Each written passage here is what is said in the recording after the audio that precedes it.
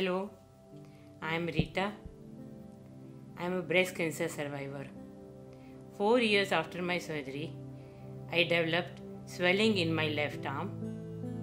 I was diagnosed with lymphedema. I did not know what to expect.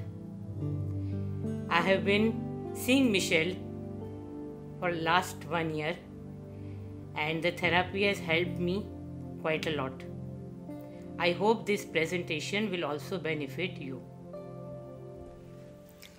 So Rita has had breast cancer on her left side, so her left arm is affected.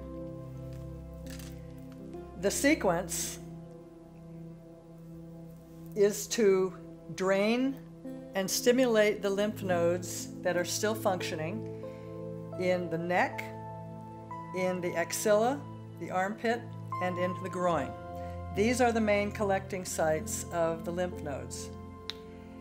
Then, after that has been stimulated, we do pumping of the deep drains in the abdomen, because there's a very large lymph node right sort of level with the navel called the cisterna, and that is a very large node that accepts enormous amount of fluid before it moves up and through the terminals again. Respiration, deep breathing is very good, very effective for that too. Exercise, all these things that we're going to talk about. So, first and most important, you have to work with the unaffected side. So we're opening the drains and opening the skin on the unaffected side to allow for movement of the fluid across from her left side to her right. So the first thing she's going to do is work with the nodes in her neck. And the best way to facilitate those is to cross the hands, and it's a light pump down. Go ahead, light pump. And what she's doing is stretching and releasing the skin and pumping the lymph nodes in the terminal areas. We have the lymphatic duct and the thoracic duct, and that's where the fluid ultimately goes and then recirculates through the heart. So this is the top of the drain. So she stimulates this, and this should be done at least 20 times. For the sake of this video, we'll do fewer times, but okay, very good. And then the next thing to clear is the axilla. So in the affected side, you would pump. There are lymph nodes that are still functioning in there, so you would want to open those. So it's just a light pump towards her sternum. Again, about 20 times. And then she will move and stimulate the other axilla, this being the one that will receive the fluid from the affected side. So she's getting all of her collection sites open and stimulated to receive fluid. Now there's one more important collection site, and that is the inguinal nodes. So you want to come down to the groin and pump. Again, it's like pumping in the axilla. You're pumping and sort of pumping up. You can do this lying down, which is more effective than sitting, because you can access right along the crease between the thigh and the pelvis. There's a lot of lymph nodes. So you want to stimulate that as well. And then I will show you on myself, because I'm standing, the next drains, and those are the deep abdominal drains. So you inhale, exhale, and press. It's almost like a huff breath. You're inhaling and you're forcing the breath out, which contracts the stomach, contracts those muscles, and that's what stimulates that node. And it's sort of right at the level of the navel. So inhale. And when you exhale forcefully, you press. You also come down and press in the sort of the descending colon. There's a valve here. You want to press there. You want to come up and press right under the rib cage, on the opposite rib cage, and above that inguinal node, right on the inside of your pelvic bone. So you find that little place on the inside of your pelvic bone and press. All right, so once you've done that, we're ready now to start clearing the unaffected side. So she will first sweep the skin. It's a brushing of the skin, and very light because it's just under the epidermis, between the epidermis and the dermis. It's very, very superficial. So you want to use very light touch. And the three most important things to remember in doing this work is, first of all, the direction. You have to know where you're taking the fluid and why. The next is the pressure. It's very light. If you go beyond the skin, you're into muscle and connective tissue and you've gone too deep. And the third is the pace. It's a very slow, rhythmic, almost like you're petting something. You're petting your cat. It's very gentle, it's very loving, actually. Okay, now she's cleared the right side. There's an area right over the sternum that's a watershed. And it's where the two sides connect. And it looks like this. It looks like webbing, like a lock. And what she's doing is stimulating that area over the sternum to open the locks and let the fluid then go across her chest. And once you've done that, and that's working, she's working up and down the sternum, which comes from, it's like from here. Get that whole thing opened. Then you begin on the affected side, and she's sweeping the skin, which is a stretching and releasing of the skin, and you go all the way across to the unaffected side. So you're taking all this fluid over the locks, across the unaffected side, to those axilla, to those lymph nodes in her right arm.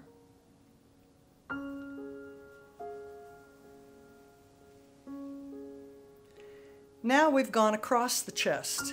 Now it's important to find another directional flow, because you want to find as many other alternative routes for the fluid to go. Well, we know we have the lymph nodes on the unaffected side. We also know that we have the nodes in the neck, which is where we first cleared. And we know we have nodes in the inguinal area. So we're going to take the fluid across, which we did. Now we're going to take the fluid down. So let's come here and clear from the waist to the inguinal nodes. That's the first. That would be equivalent to the right side of her chest. So we're draining that, opening the drain, opening the skin, allowing the fluid someplace to go. Then you come up and clear at the waistline. That is equivalent to her sternum.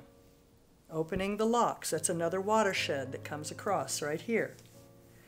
Then she can come up right under her axilla and sweep all the way down to the inguinals. And now you've opened that entire channel, and the fluid has several locations for it to go and drain. Now, once you've done that, you're actually now ready to do the arm. The arm being the last thing. You need to prep the pump before you start the arm. Otherwise, the fluid has no place to go. It may move out a little bit, but it'll come back in because you haven't given it a direction. And the body will remember this. 3 months of daily practice of this, and your body not only begins to develop new pathways on its own, but it remembers. It remembers where you want it to go.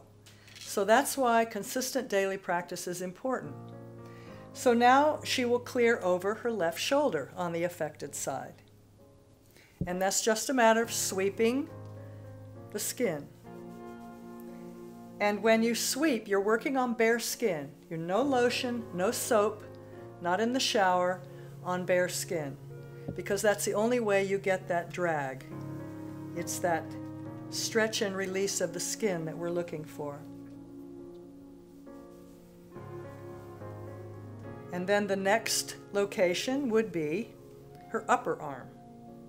So you want to come and sweep the back of the arm and over her shoulder. And you're opening that drain. And ultimately, this is the channel that the lymphedema is going to follow. It's going to come up the lateral side of the arm, over the shoulder, into the terminus. So you have to open the back of the arm first, bring it over the shoulder,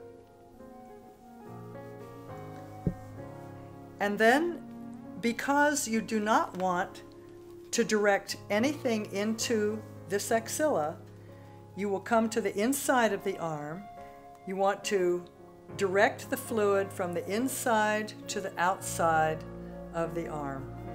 So you've opened up this channel here, and now you're moving the fluid into that channel because you don't want to bring it up into her armpit.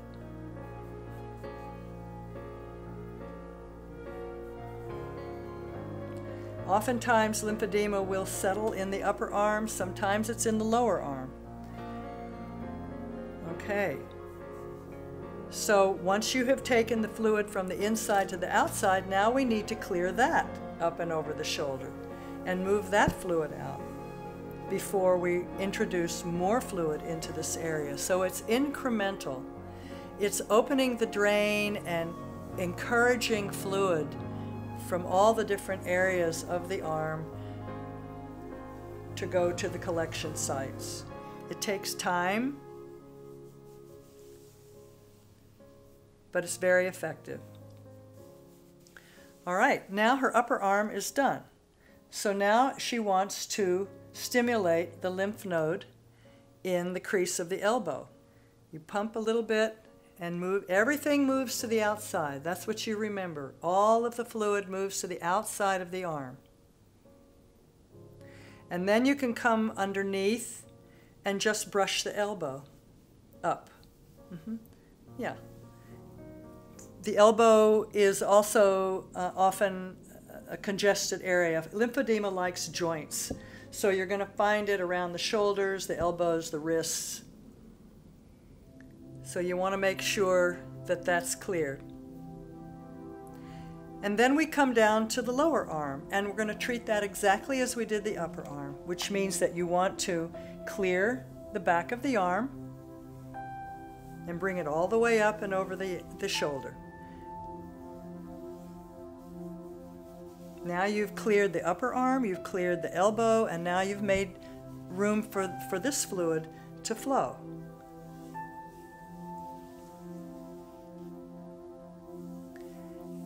Now we're going to do the same thing as we did in the upper arm, inside to outside. So she'll move the fluid from the inside to the outside of the arm.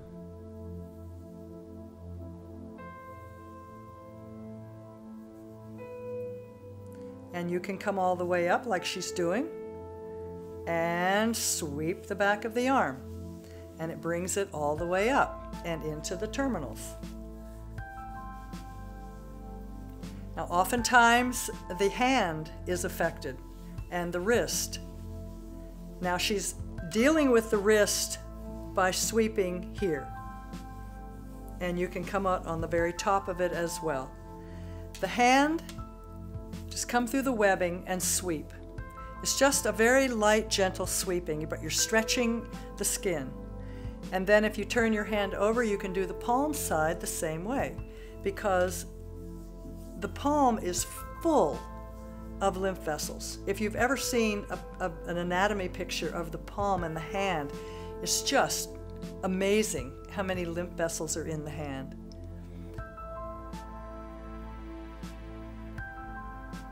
Okay, now she's cleared the hand. Now you need to, whatever you brought up from the hand into the arm, you need to clear it out again. So inside to outside.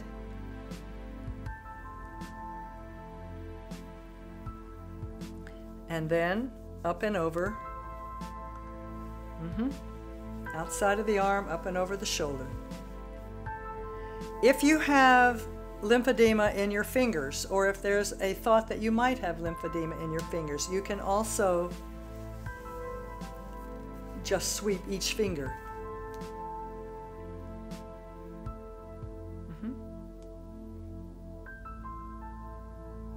And even if you don't have lymphedema in your fingers, it's a good idea to go ahead and do that. And it's very slow and very light. And once you've done the fingers, you should go back and do the webbing again, because you've moved fluid from the fingers into the webbing. It's all just a matter of increments. You break the body down into sections and focus on clearing that section in the correct directional flow, with the right pace, with the right pressure. Okay, very good. And then come lateral side of the arm, up and over.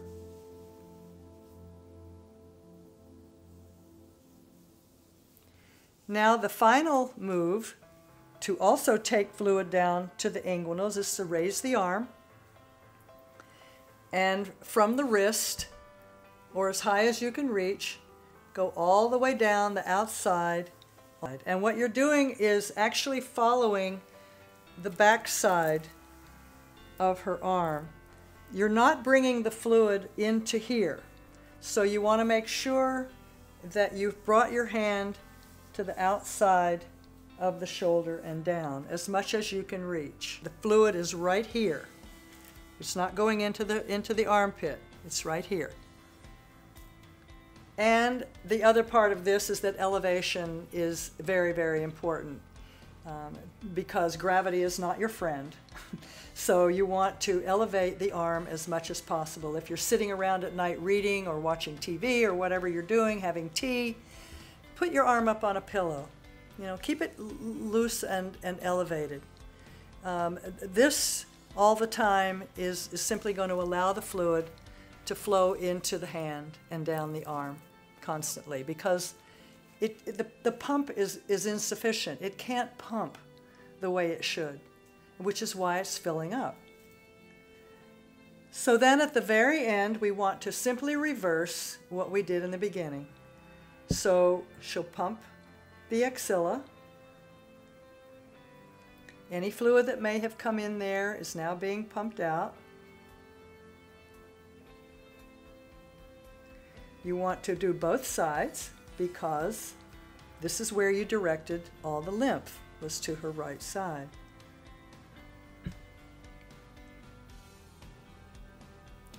And then you want to go down to the inguinal nodes and pump that again.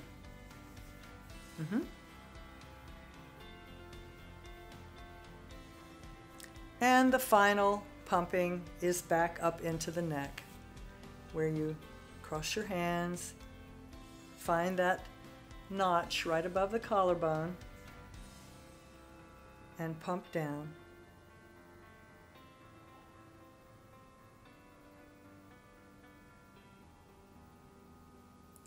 This whole sequence would probably take 15 to 20 minutes to do. If you can do it every morning, it would be, or sometime during the day, it's ideal. It takes time to educate the system to what you need it to do. It takes time for the pathways to be developed.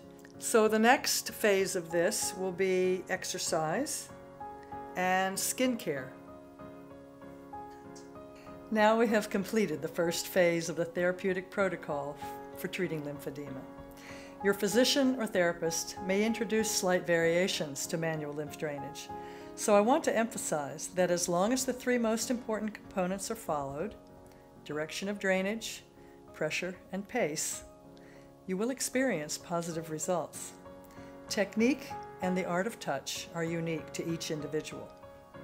Self-massage is most effective if the model you are witnessing now is followed as closely as possible with understanding of basic theory and the willingness to perform the treatment on a daily basis. Now we will continue to the next phase of treatment, the exercises as demonstrated by Rita. After that, we will discuss again the risks and precautions and skincare that will give you a complete treatment plan for management of lymphedema. The 4 phases of treatment you are learning are perfectly suited to performing post-operatively once initial healing from surgery or radiation has been completed and upon consultation with your physician or trained therapist.